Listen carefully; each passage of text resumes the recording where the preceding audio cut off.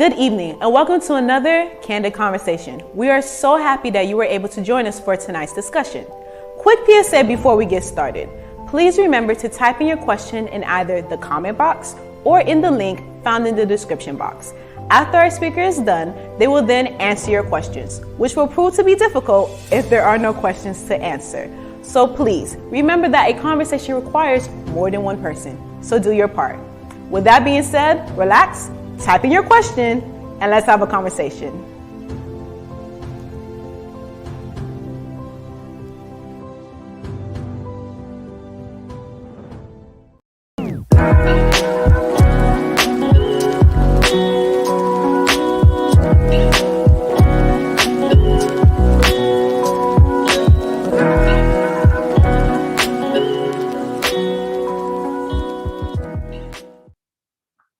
Hey guys, Bobby Bovell here. I'm so grateful to be back with you at Mount Pisgah for another episode of Candid Conversations. Today, our topic is how can I be fully alive? And I'd like to read a parable told by Jesus, which is found in the Gospel of Luke, chapter 13, verses 6 to 9. And it goes like this. Then he told this parable. A man had a fig tree growing in his vineyard, and he went to look for fruit on it, and he did not find any. So he said to the man who took care of the vineyard, "For 3 years now, I've been coming to look for fruit on this fig tree, and I haven't found any. Cut it down. Why should it use up the soil?" "Sir," the man replied, "leave it alone for 1 more year, and I'll dig around it, and I'll fertilize it, and if it bears fruit next year, fine, and if not, cut it down." I'd like to talk about how we can be fully alive by using this parable as a guide for what it means to really not just be living, but to really be alive. The first thing that I want to say is that the plant, or the fig tree rather, has been planted, right? There's someone who has invested in a future that they could not yet see, but who with positivity and hope decided to plant a seed. Anyway, we've got to invest in our future, invest in your relationships that you have now, invest in the people that are around you. Everyone in life has an inner circle of people with whom they share life. And it's important that those people on that inner circle of life are people who can feed your vision for who you want to be. It certainly shouldn't be full of people who are only taking from you, right?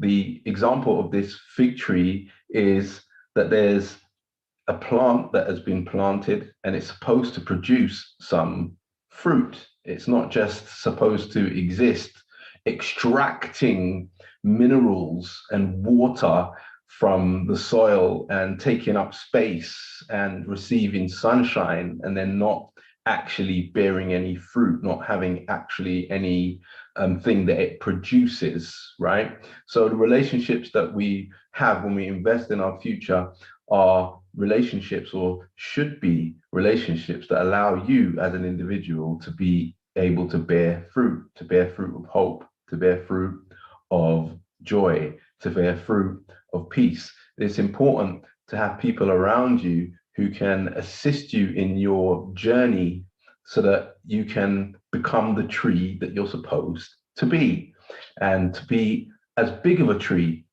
as you're supposed to be, right? There's no point in only reaching a certain level of growth as an individual, because your capacity, especially your spiritual capacity and your creative capacity, they are unlimited, right? Question we need to be asking ourselves is there more? Can I grow more? Can I have more branches reaching out to different places and to different experiences? Can I learn more skills? If I can fly a plane, can I learn to ride a motorbike? Can I learn self-defense? Can I learn to act? Can I learn to help people in my local community? You see what I mean? Invest in your future means investing in people who can water your life just as you seek to water the lives of others. This is a fundamental principle of how to be fully alive. I mean, if I don't have deep, authentic relationships with people, am I really alive? If I don't share my feelings, if there aren't people who know what's going on in the inside of me, then am I really fully engaged in this thing called life? Also, the next thing we need to, when we think about investing in our future, apart from relationships, is our spirituality. Do we have a practice in our lives that allows us to experience joy and to search for transcendence and for grace? Do we have a practice in our life that allows us to see the beauty in the world and the beauty around us? Which leads me on to my next point. You know, when this man is looking for the fig tree to grow, it says he didn't find any fruit on it, but that didn't mean that he didn't go looking for the fruit. So the point is, what is there in your life that is a spark that you can feed? What is there that you can grow? If there aren't good relationships in your life, or if the relationships that you have are not currently what you want, then who is there around who's seeking to go into a reciprocal relationship with you where you feed them and they feed you? If you don't have any idea of what the sparks are in your life, then there's nothing to build on. Do you see what I mean? We have to focus on the things that are going well, where there could potentially be, or where there could potentially be fruit. Because if we don't focus on where there could potentially be fruit, then all we're left is the negative thoughts and negative behavior, negative feelings that can't really sustain us. Do you see what I mean? We have to be really conscious of being grateful for the things that are already going well, or being optimistic about the things that could go well, the relationships that you have with people who, as I said, want to feed into your existence. Are you aware and in tune to who these people are? The people who believe in your talent, the people who believe in you as a person, the people who God has put in your path, who can encourage you in your daily life and in what you're trying to do in the world. Have you taken an inventory and written a list down where you have the people who are feeding you versus the people who need something from you? I mean, we all have both, and a lot of times that list of people who are feeding you is shorter than the people who you need to feed. But that means that we need to be very intentional about having an environment around us of people where there are sparks that can grow.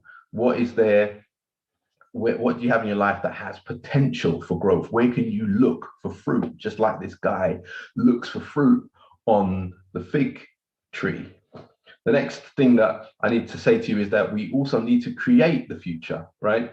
The fact that the fig tree has been created, planted, and that for 3 years now, this owner of the fig tree has been coming and looking for fruit on it and finding none, means that this is an individual who is trying not to be a victim of the future, but to be someone who is creating the future.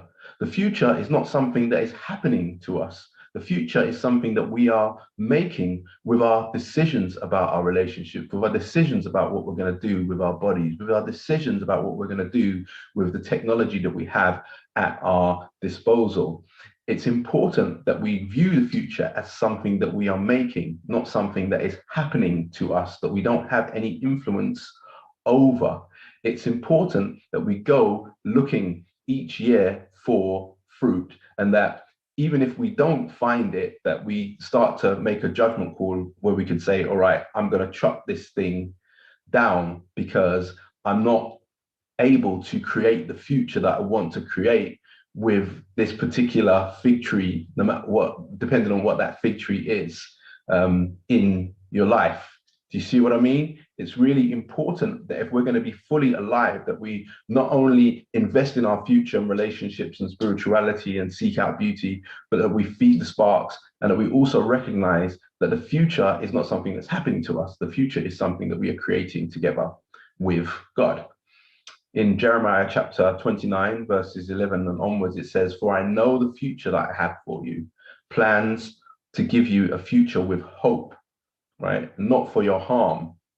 So there's this idea that the future is something that we're making together with God. It is a interaction with the divine. And this is how we are fully alive, when we realize that we're not victims of our circumstances, so to speak, but the future is something that we can take hold of and we can sculpt with our minds and with our bodies and with our technology.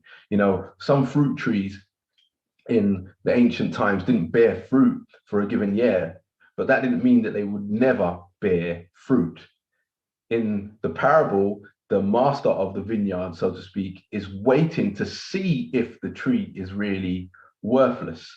And I suppose to be fully alive, which is the fourth area that we're going to focus on, to be fully alive, we have to really make sure that our internal dialogue is a good one.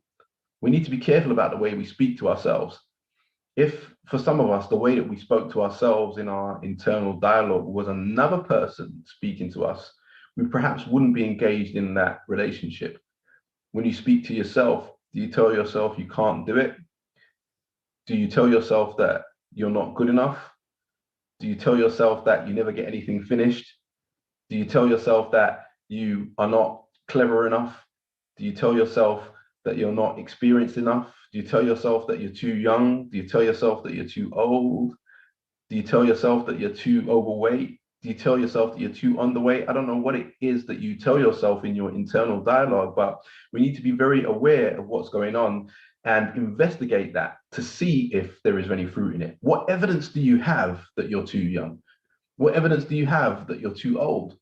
What evidence do you have that you're unable to live the life that God wants you to live, or that you're unable to meet the goals, that you're unable to start that business, you're unable to have that relationship, you're unable to be able to manipulate your body in a particular way, you're unable to be able to use technology at your disposal to make your life better and to make the world a better place?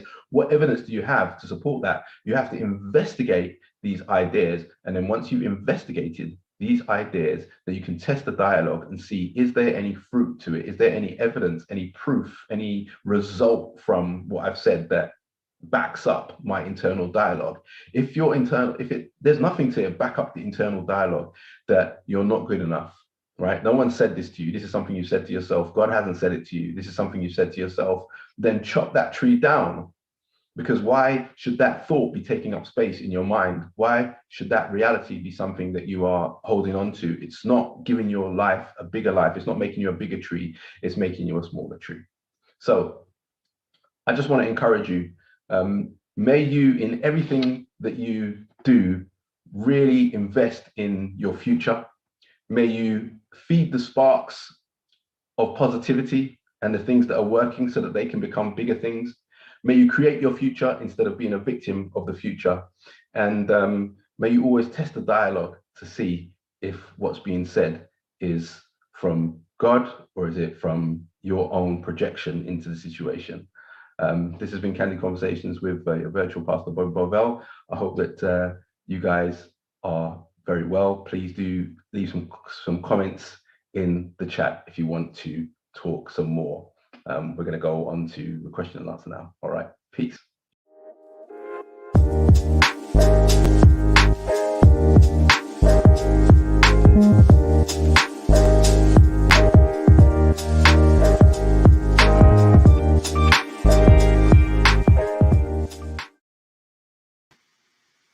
Hey guys, we've just been looking at how to be fully alive, and there's someone who's asking about the other video that I did about the valley of dry bones, and there are some similarities between the two topics.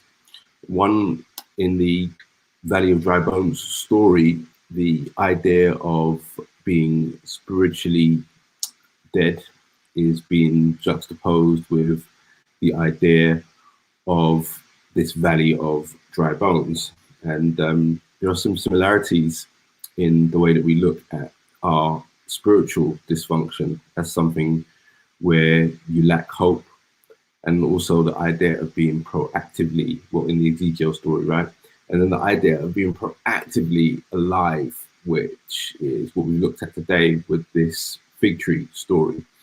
How often in life do we fail to look at whether or not we can be a bigger tree?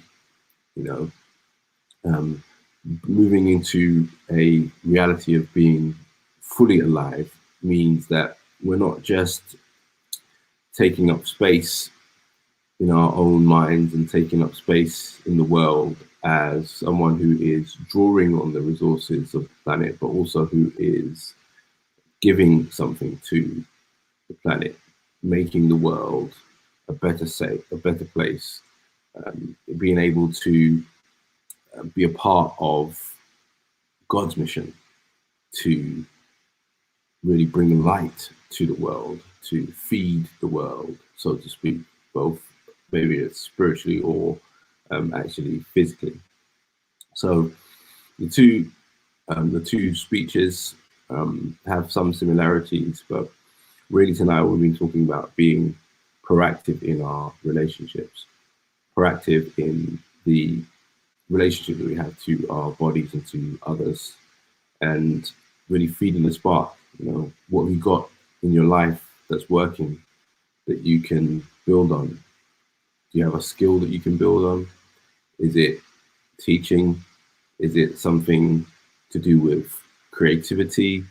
Is it a relationship that you've got with someone where when the two of you get together, you have a positive vibe and reality? What is it that's in your life that you can create or you can build up as a spark, right?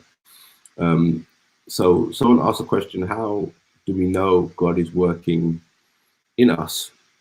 And all through the biblical account, you get this idea of light, or you get the idea of trees that grow. And really when Jesus is talking about this idea of fruit, he says a good fruit makes good tree, and a good tree makes good fruit, and a bad tree makes bad fruit. And he's not speaking completely morally there. He's speaking really practically. He's saying if a tree is healthy, then its fruit is also healthy, right? An apple tree that has the right amount of soil, has the right amount of space to grow, is getting the right amount of water and light and oxygen, will inevitably produce apples, because that's the nature of the tree. And in the same way, a tree that is not healthy, it doesn't have what it needs, doesn't have the right amount of space, doesn't have the right amount of water, etc., won't produce fruit. So the question is, how do we know that God is working in us? Well, I believe you will see it by the fruit in your life. Are you producing fruit of hope, or are you living in sort of despair? Are we producing fruit of forgiveness? Are we producing fruit of joy, of peace? Are we producing positivity? Do you know what I mean? That's going to let us know if God is working in us quite practically. And if we have a Christian practice and it doesn't involve some form of fruit or some form of positivity, then we could ask, well, why are we engaging in that practice, right? If it's not making us better people, then why are we engaging in that practice? So what do we do when we find out a friend wants to commit suicide and no longer wants to live? This is a really powerful question, and it's very difficult for many people to find meaning in life, and very difficult for many people to believe that life is worth living. And you may have had a friend who wants to commit suicide. I think three things. Number one, obviously speak with this person and let them know that you would much prefer to hear their story for them than for them to try and keep it to themselves or try and work it out by themselves. The beautiful thing about Christian discipleship and practice in reality is that you are not left to leave life by yourself. You can come into a community where people can encourage you in your journey and in your walk.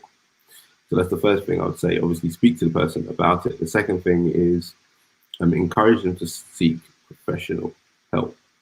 I don't know what it's like for you as an individual, but for many people, the idea of getting professional help for our mental well-being can have some stigma to it.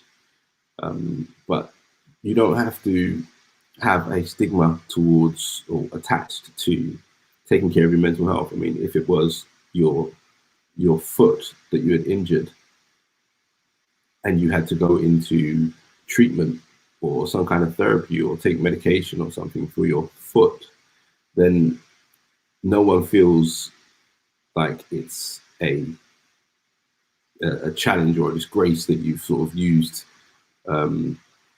energy and have given credence to the fact that your foot's hurting, right?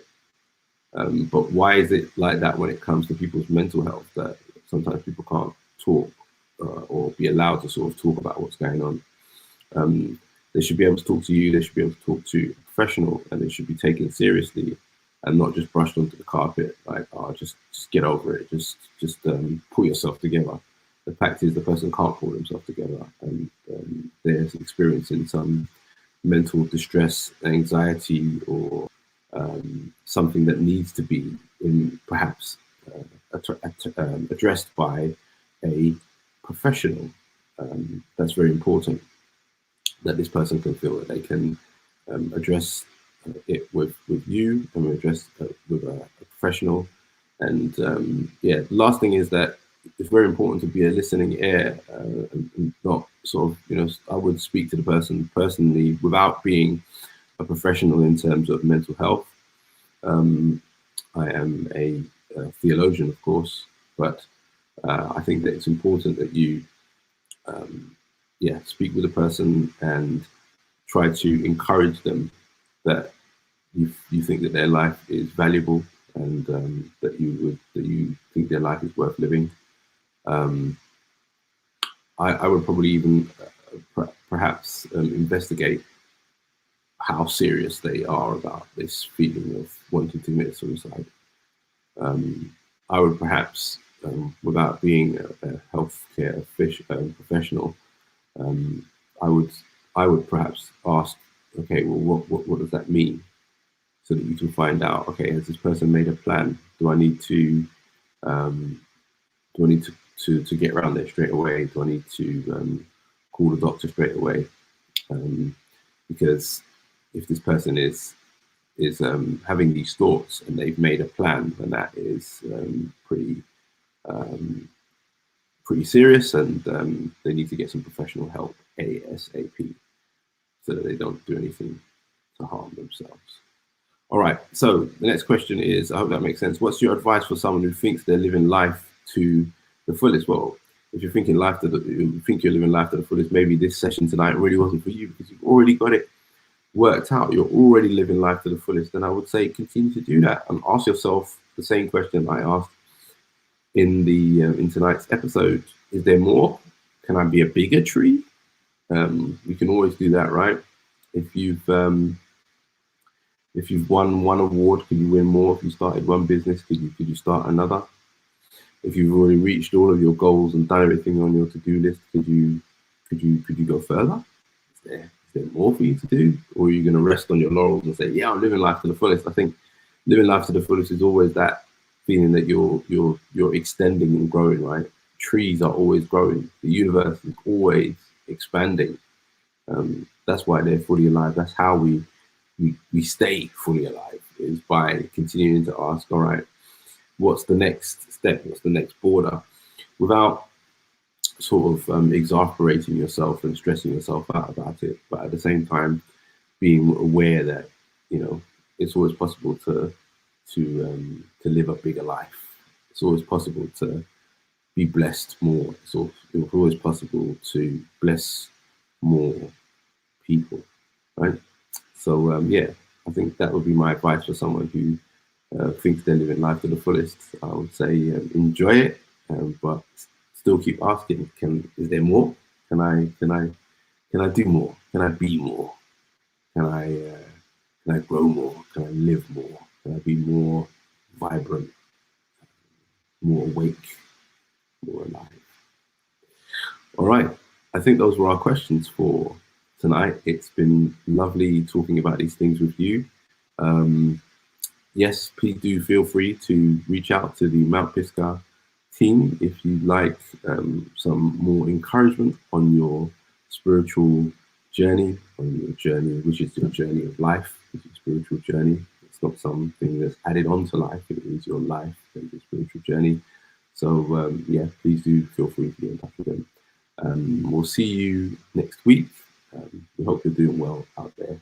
It's really nice building this community with you guys, and I hope that you experience all of the blessings that God has for you, and that you are able in turn to bless others.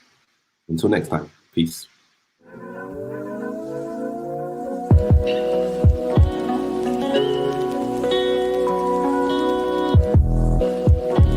Thank you for joining us for tonight's Candid Conversation. Please be sure to subscribe to our YouTube channel, as well as click the bell notifications so that way you are notified every time we go live or post a video. Have any questions, comments, thoughts?